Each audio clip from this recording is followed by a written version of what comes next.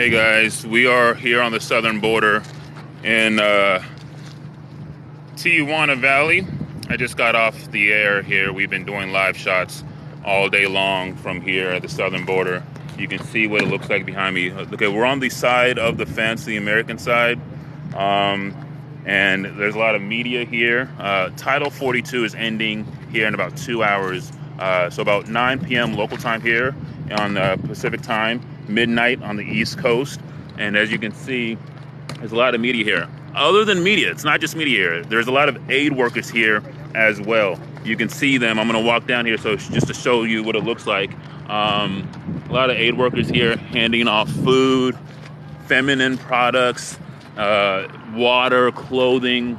And then on the other side of the border, you can see just the humanitarian crisis that we've been seeing. I'm just going to stick my phone through the Mexico side so you can just see the conditions that these people are in.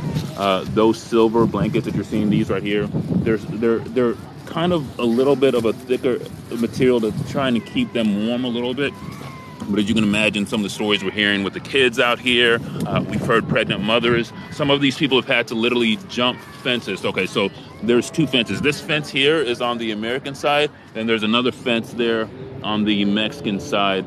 They've had to use ladders and coyotes and different things to help them get across. And we've heard stories of people falling and hurting themselves, having to be taken away in ambulances. Very sad stories here that we've had to cover. And as a journalist, this is as sad of a story that we've ever had to cover.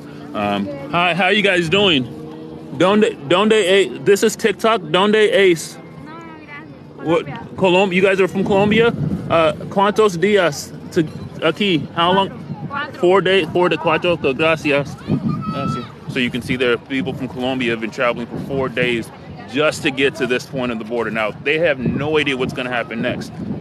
They have no idea if they're going to be able to seek asylum. There is an app that they can use to try and get through, but it's hard. There's glitches in the app. A lot of their phones are dead. They've been reaching through there, asking us to take their phones so we can charge phones for them. You can see some of the food that has been given to some of these folks here. There's people who've donated food, clothing, watermelon, just whatever, waters, anything they can use to help them out, because this is a very, they need churches. The atheists in the house. There's atheists, there's religious people, a lot of people here helping any way they can, because this is a very, very sad situation. These people are, a lot of them, hungry. Anything you want to say to social media? Anything you guys want to say? Espanol? Okay. You can see the need here is great. It's a great, great need. Obviously, anything you guys can do to help, for sure. We're going to be covering this. We've been covering it all week, honestly, here on ABC 10 News, and we're going to be continuing to do so here as Title 42 comes to an end. I just wanted to hop on. I'll take a couple questions. Let's see if some of these comments are filtered to protect the community's experience. Let's see. Hi, thanks for joining here. Any questions you guys have? Welcome to TikTok Live. One new message. Let's see. Great job, Wale. What's up, Winston? Appreciate it. Yeah, it's a really sad story that we've been covering here. I mean, I heard one story of a pregnant woman traveling. Yeah, it's a really sad story that we've been covering here. I mean, I heard one story of a pregnant woman traveling. A couple have a human. We've heard stories of children, the children that have been out here. I mean, I'm telling you, there's been more and more kids that come out here each and every day that we've been out here. I have a phone. Is this your phone, Amal? Yes.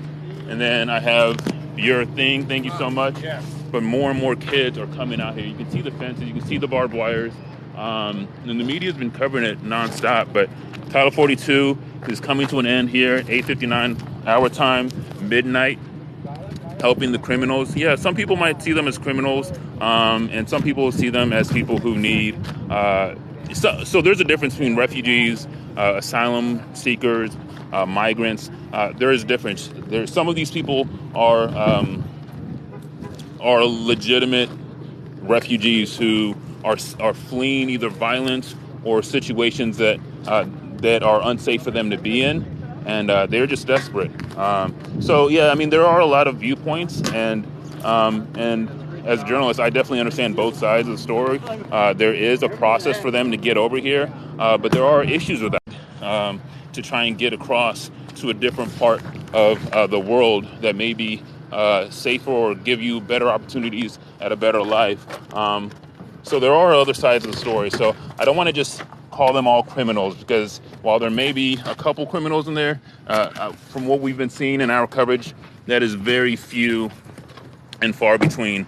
Most of these people are just desperate for some kind of solace to the experiences that they've been in. What other questions do we have here? What's a Section 42 for? So Title 42, it's complicated. You can just Google Title 42 to get more information about it. But it was basically a COVID-era policy, and it basically allowed them to turn the migrants away because of COVID. But now the COVID pandemic is basically coming to an end, so they're able to get rid of Title 42. Again, very nuanced. Crazy part of the story is a lot of people don't even really know what Title 42 means. When we talk to the migrants over there, a lot of them have no idea what it actually means. And they're just crossing the border because they want to cross the border, because they want to get to a different part of the world. So yeah. But feel free. I'm going to post some more stuff to my TikTok, Facebook, Instagram. You guys can follow me at Wale Aliyu TV. I'm here. We've just been here on the Mexico. Laura Acevedo spoke with a woman from Colombia who was traveling with a younger family member, and they were separated. So going to be talking about that. We spoke with an expert and then getting some info from CBP. Ryan, thank you. Ryan's been here all week long covering some really sad, I got to tell you, as a journalist, these are the saddest stories that you have to cover. He's just mentioned child separations. Who wants to be separated from their child? But those are the conditions that they're willing to go through in order to get to America, I guess. Well, that's going to do it for us now. Thank you guys so much for joining. This is my first TikTok Live. Tell me if you want me to do more of them. I will. Greetings from San Diego. Thanks for all who joined. Follow me on social media. Also follow me on my Instagram, TikTok, Twitter, Facebook. I appreciate all the love and support. God bless you guys. Peace.